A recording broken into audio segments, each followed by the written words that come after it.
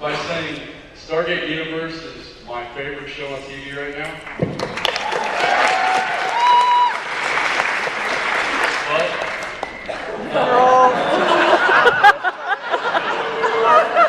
I really love Atlantis.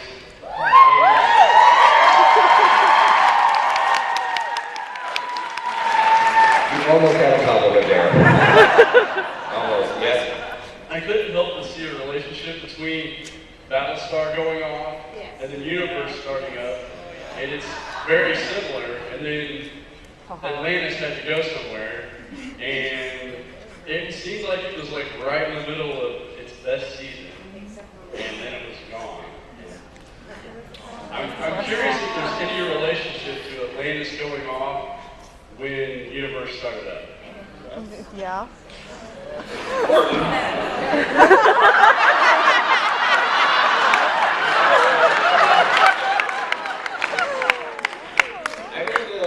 The short answer is no. Again, it gets into really this boring numbers thing. But once a show, Stargate SG-1 is like a very rare phenomenon that went 200 episodes. That's extraordinary.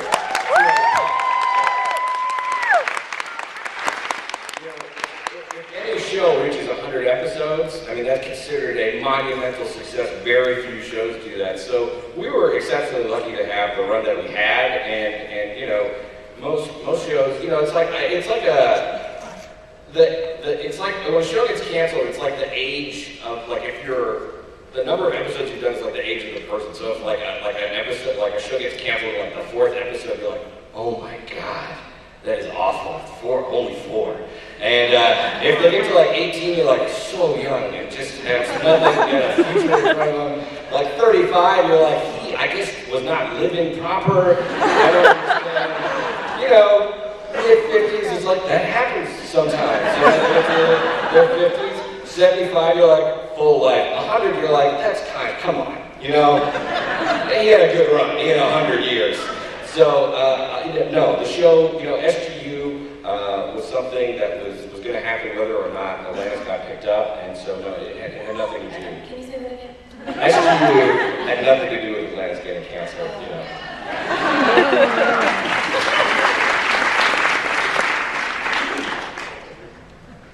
I was wondering if you could share the most extravagant thing you purchased from a Stargate paycheck for yourself.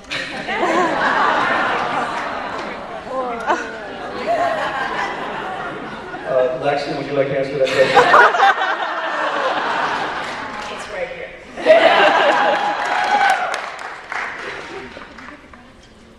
I'm only on season 2.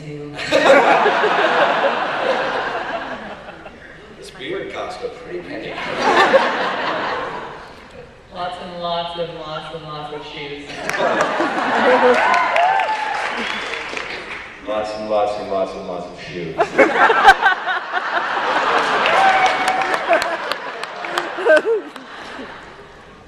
and lots and lots of alcohol.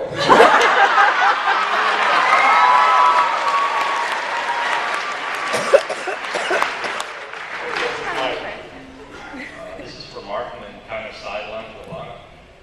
What's the deal with doctors and the SG thing? And Alaina, you worried about your job? The second part, what? What's the deal with doctors? Yeah, what's the deal with doctors, and is she worried about her job? TJ's not a doctor. Will be. She never will be.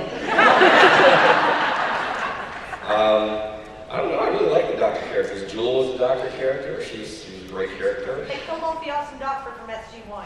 Like, seriously? I know. I'm worried about the safety.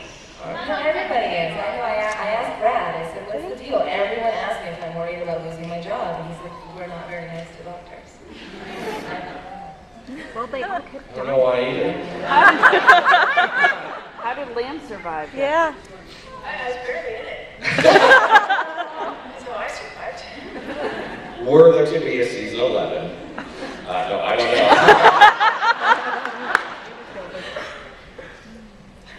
This one's for Michael. First off, when is Skippy going to give us Mega Snake 2 Electric Boogaloo? And also, Skippy original movies, particularly Luke with it.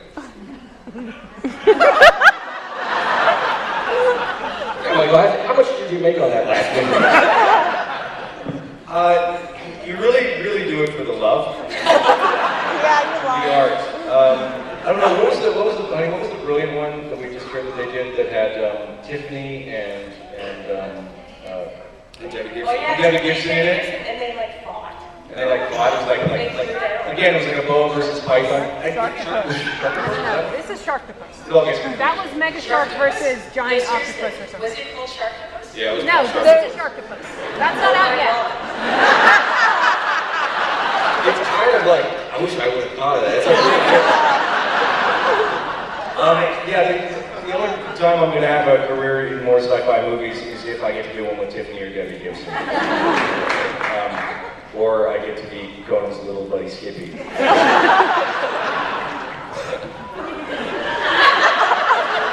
People are just jotting down right now in their little fan fiction books. You never paired the two of them up. They have.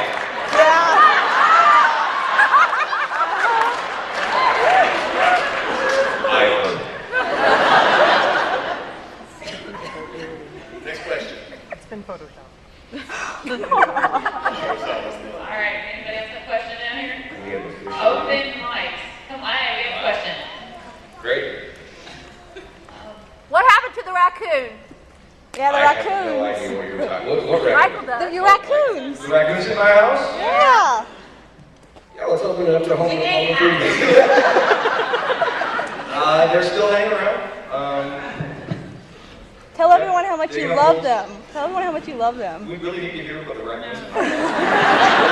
Apparently. I can't buy coyote urine because it scares the cats, apparently. So I have raccoons, and my lawn has been an issue, and this is really exciting. And I have a raccoon problem. Yeah. So we've been digging up the lawn. Yeah. Fox urine? That is officially. Does anybody have any really Mike, good raccoons ever been Right. You have a question on your right over here. I was just wondering if you could have, any role from a book or a remake of a movie or for Martin, a film adaptation that you could do, what would be your dream project, your dream character? Anybody? I want to work on a HBO show called Bored to Death. Me too. I love Greta Garbo and Camille. That's a movie I'd like to do. What was that one? Greta Garbo and Camille. It's that great cast scene. That's what made me want to get an actor. That's cool, but I always wanted like death. Neil Gaiman's sentence. I just want to be a superhero. Laugh. I just want you to be a superhero. Any of them. A villain. I'm gonna write a superhero movie take of Camille. We'll package it up right here.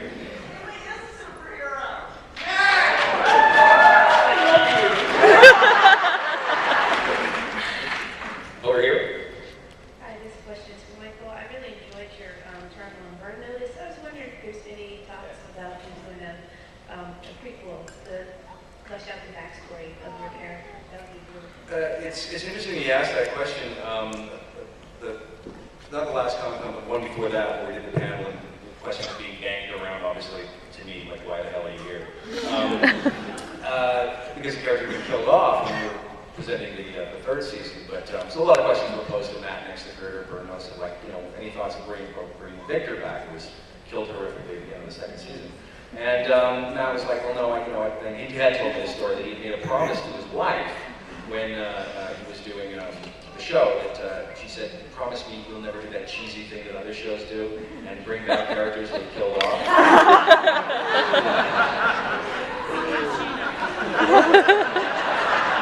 Yeah, I mean, who's she, right? And so he sort of, he sort of made that promise. And so actually, they had Lucy Lawless played a great character in the first season of Burn Notice that was right to be brought back in some capacity. He never even saw how she died or whatever, and they never did. And so he was saying, I just can't. Trust me. She was actually on the fence about your character, so I just can't bring it back. But then they talked about these prequels, and I said, I thought it was, just sort of one of these theories that if we get around to 6,000 episodes, maybe we'll start playing around with prequels. And then at the last Comic-Con, they announced that they're actually doing these prequels, because they mentioned we'd bring them back if we did a prequel. So now I know that they're doing the Sam Axe prequel, so I'm curious as to whether or not my phone will ring and we'll see Victor in one of the prequels. So.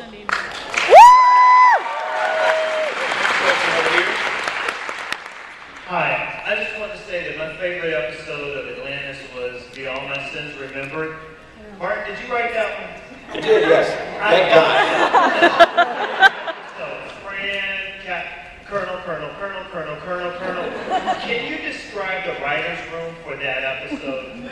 Well, that one was a great, that's a lot of people come up to me and say that's one of their favorite episodes too, and I get the benefit of, that episode is all payoff. That really was, we really arced the first part of that season. It was incredibly serialized even for Stargate, So those episodes were all leading up with Taylor getting pregnant and, the replicators becoming a problem, her people going missing. Like, it was all coming to a boil in that episode. And also, every now and again, when you can spend the price of a mansion on visual effects, you can really do some extraordinary things. And I think we got nominated for an Emmy for that episode for visual effects. So that was just so fun. I mean, the great thing about television is you really get to know a set of characters, you get invested in them. And so when you can do an episode like that where it's just like, one reveal after the next and one payoff after the next, also we have Todd around and he's going to bring a wraith and all the big battle. It was a lot of fun. We had like sticker shock after that. The next few episodes were dirt cheap. Everyone's like, that was a great one. And everyone's like, why don't you do an episode like that every week? And it's because we'd have to fire everyone. So it basically would be reading the scripts into a microphone. Maybe that puppetry thing I was talking about. Or maybe you were like, hey, let's handcuff Jewel and kidnap her and put her in the woods again. Great way to save money. Thanks, guys. Yeah. Next question over here.